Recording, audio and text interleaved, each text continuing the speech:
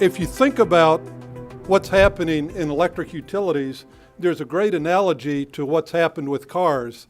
I am a car guy by nature, and I don't do presentations without talking about cars one way or another. But if you look at what happened to the car industry, I had a 60 Chevrolet in the 1973 Arab oil embargo.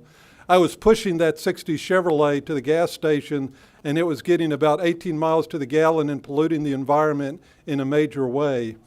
And the thing also, when you stepped on the brakes, hardly stopped, and it was just sort of a horrible car in many respects, but I loved it.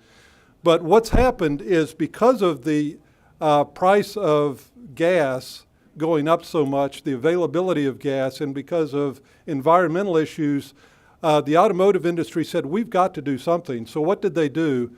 They said, we've got to be able to optimize dynamically all the different things that are going on with that car. And so now they are able to control everything with a little onboard computer.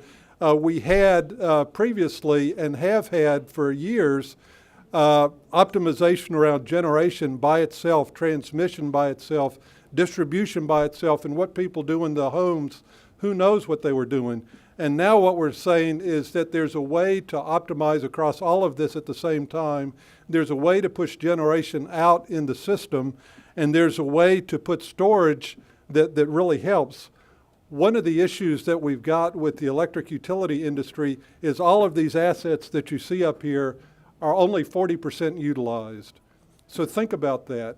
So you're in an industry where if you look at what the peak is versus what the average is, if you could flatten that, you could get 2.5 times more out of the existing electric utility infrastructure than you do today if you could flatten it.